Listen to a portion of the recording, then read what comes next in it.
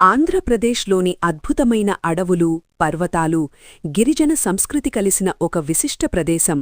అదే పార్వతీపురం మన్యం జిల్లా.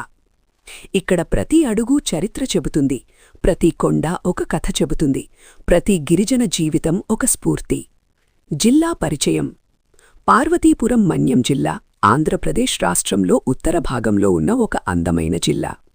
ఇది 2022లో కొత్త జిల్లాల పునర్వ్యవస్థీకరణలో భాగంగా ఏర్పడింది. ఈ జిల్లా పూర్వంలో విజయనగరం జిల్లాలో భాగంగా ఉండేది, కాని పరిపాలనా సౌలభ్యం కోసం దీనిని ప్రత్యేక జిల్లాగా ప్రకటించారు.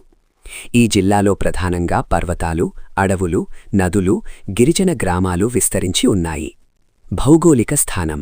ఈ జిల్లా ఒడిషా రాష్ట్రానికి దగ్గరగా ఉంటుంది. ఇది తూర్పుఘాట్ పర్వతాల మధ్యలో ఉంది.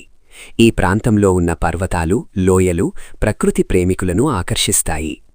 ఇక్కడి వాతావరణం సాధారణంగా చల్లగా ఉంటుంది, ముఖ్యంగా అడవుల ప్రాంతాల్లో. ప్రకృతి అందాలు. పార్వతీపురం మన్యం జిల్లా అంటే ప్రకృతి అందాల సమాహారం. ఇక్కడ మీరు చూడగలిగే ముఖ్యమైన అంశాలు దట్టమైన అడవులు, ఎత్తైన కొండలు, చిన్న చిన్న జలపాతాలు, నదులు, వాగులు. ప్రకృతి ఇక్కడ ఒక జీవంతమైన చిత్రంలా కనిపిస్తుంది. గిరిజన సంస్కృతి. ఈ జిల్లాలో గిరిజనులు ఎక్కువగా నివసిస్తారు. ప్రధాన గిరిజన తెగలు కొండదొర, జాతాపు, సవారా. వారి జీవన విధానం చాలా ప్రత్యేకమైనది. వారు ప్రకృతితో కలిసి జీవిస్తారు. వారి ఆహారం, పండుగలు, నృత్యాలు అన్నీ ప్రత్యేకమైనవి. పండుగలు మరియు సాంప్రదాయాలు. గిరిజనులు తమ పండుగలను ఎంతో ఆనందంగా జరుపుకుంటారు. వారి పండుగలు ప్రకృతితో సంబంధం కలిగి ఉంటాయి. డాన్స్, సంగీతం, రంగురంగుల దుస్తులు ఇవన్నీ వారి సంస్కృతిలో ముఖ్య భాగం. చారిత్రక ప్రాధాన్యం. పార్వతీపురం మన్యం ప్రాంతం చరిత్రలో కూడా ముఖ్యమైనది. ఈ ప్రాంతం స్వాతంత్ర్య పోరాటంలో కీలక పాత్ర పోషించింది. ఇక్కడి గిరిజనులు బ్రిటిష్ పాలనకు వ్యతిరేకంగా పోరాడారు. మన్యం పోరాటం. మన్యం ఉద్యమం అనే పేరు వినగానే గుర్తొచ్చేది ఒక మహావీరుడు. అతనే అల్లూరి సీతారామరాజు.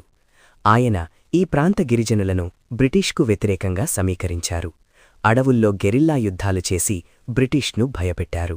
అల్లూరి సీతారామరాజు ప్రభావం. అల్లూరి సీతారామరాజు గిరిజనులకు ఒక నాయకుడు మాత్రమే కాదు, ఆయన ఒక దైవం లాంటి వ్యక్తి. వారి హక్కుల కోసం పోరాడిన మహానుభావుడు. జీవన విధానం. ఈ ప్రాంతంలో ప్రధాన జీవన విధానం వ్యవసాయం. గిరిజనులు పొలాలు సాగు చేస్తారు, అడవిలోని వనరులను ఉపయోగిస్తారు, సహజ జీవన విధానాన్ని అనుసరిస్తారు.